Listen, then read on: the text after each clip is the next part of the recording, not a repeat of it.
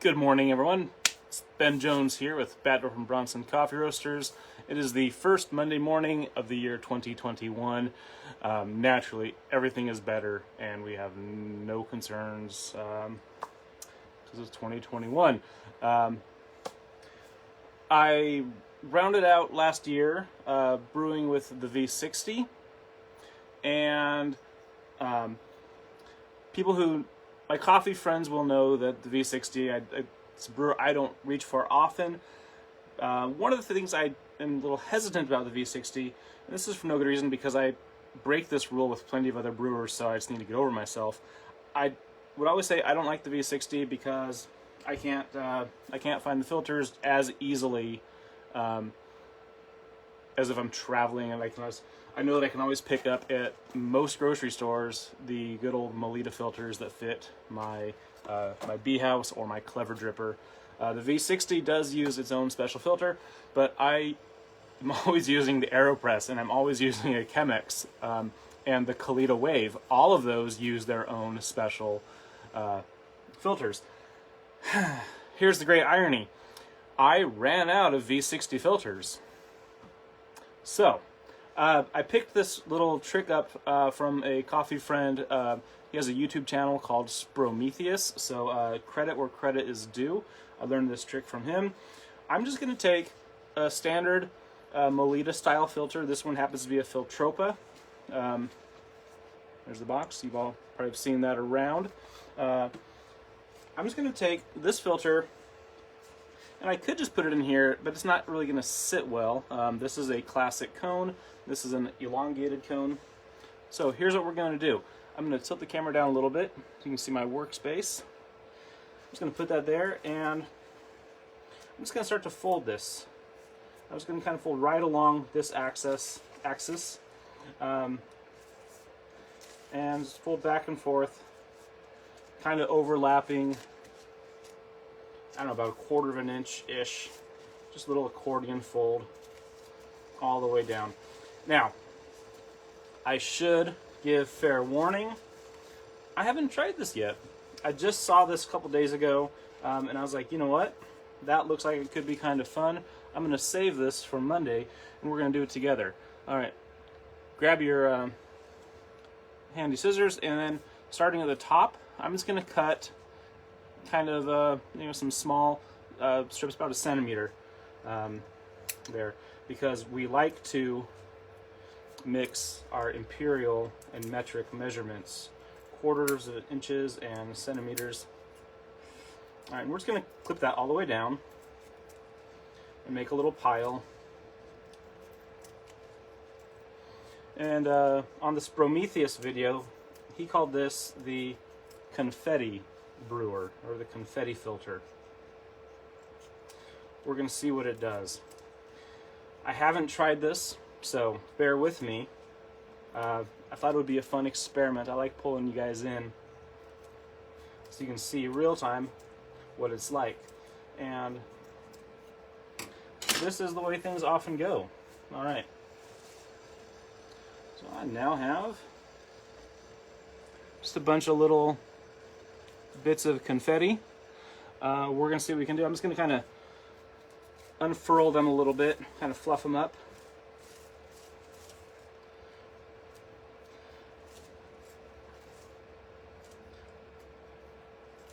There we go. Now we'll just collect them into a pile, scoop them, and give them a little crumble into a ball. We want them to kind of stick together. Don't want to like crunch it super tight, but just moderately. All right. V60 brewer, little ball of confetti. I'm just going to drop that right on top. Now, according to his video, we do want to start with a rinse. Did you ever, when you're putting a straw into a soda, you do that little thing where you crinkle it up and then add a drop of water and then you watch it sponge out or worm out? That's kind of what the filter paper did there. It's kind of like expanded. So now we have a V60 filter, a V60 brewer with a cut up Melita filter. A really easy way to measure out my water. I've preheated, and I've also pre-weighed out my single serving of ground coffee. I didn't change the grinds at all. This is just a standard, the standard grind setting that I would use for a regular V60. Now, I did already get some grounds that fell through. I'm going to give it a fair shake. We'll rinse those to start with, just to get that out of there. And we'll now see what happens. All right. I'm a little nervous. What I suspect I'm going to get a little bit of sediment, some grounds down inside the brew.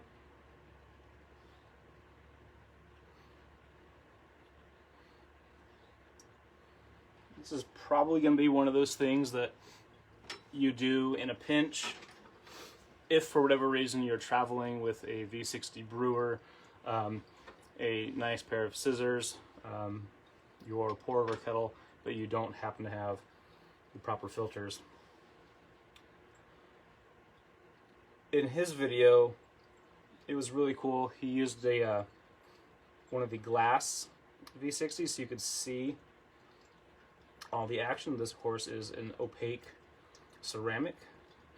It's really weird to be pouring directly onto a brewer without a filter on it. I see that a piece of the filter has already fallen down into the bottom. Initial thoughts, I'm anticipating a little more texture in this cup of coffee, because we don't have a continuous filter to pull out those fines. I'm expecting a little bit of a few chunks of grounds in there. I will attempt this a second time, and I might cut up a larger filter. I might try using a Chemex filter. I might try using 2 of the Melita filters. This was a number 2 filter, so it's the smaller. If you have a number 4, that would probably fit very nicely. And as I was pondering through this, I was going to do a side-by-side and kind of think, what if I use the B house?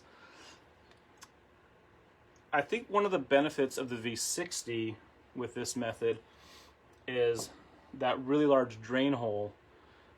What that allows more water to flood through more quickly, but that also prevents that backup of water. The B house, because it has our 2 drain holes here, we have what we refer to as just it's restricted flow. So we have some flow restriction built into the brewer.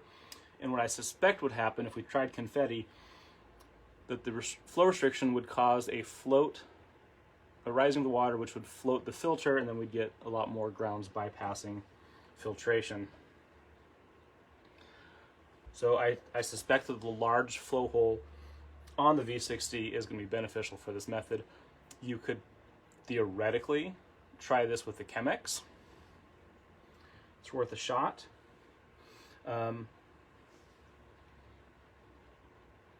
I seem to have, interestingly, gotten a choke out. So my fine particles have clogged the filter.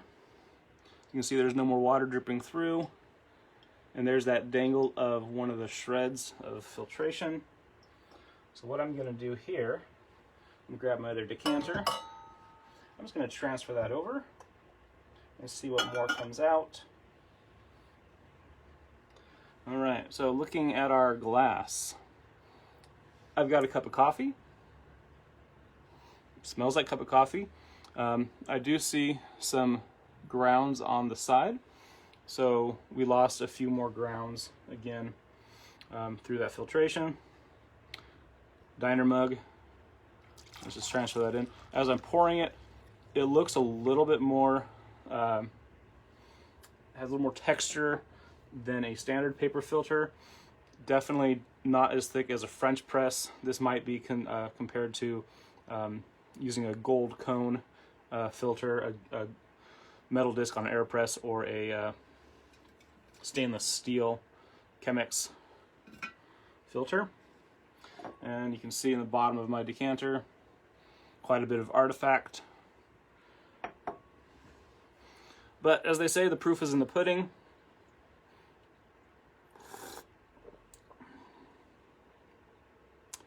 It's a decent cup of coffee. I'm using the Las Brisas because this is the Colombian coffee that I've been enjoying. I always get excited when Batdorf and Bronson brings back, I shouldn't say brings back, when Colombian coffees are back in season and we have a good supply. So I'm still very excited.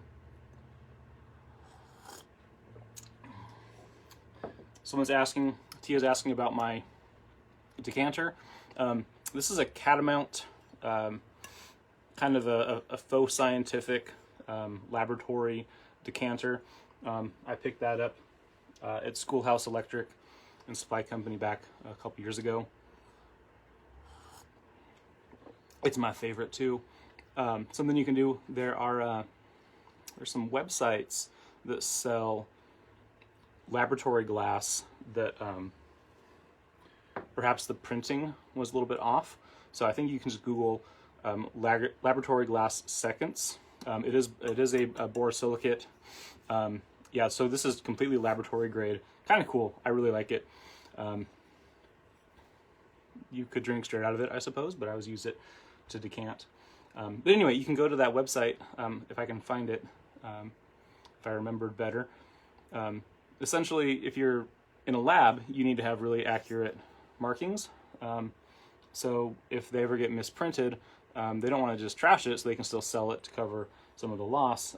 So the measurements may not be as precise or accurate as you need them to be, but for brewing coffee, they're pretty rad. So first cup of coffee on the live stream for the year. This is the Confetti method. Again, shout out to Prometheus. If you haven't seen his YouTube channel, it's pretty solid. He has some good chats, low levels of pretension, and yeah, this is all right. If you need some coffee, we do have some specials going on for the new year.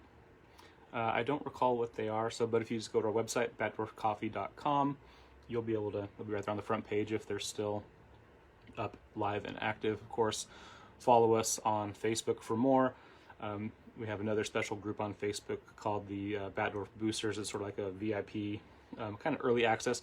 It's just more for people who, if you want a little more focused heads up on what's going on, it's a great place to head over.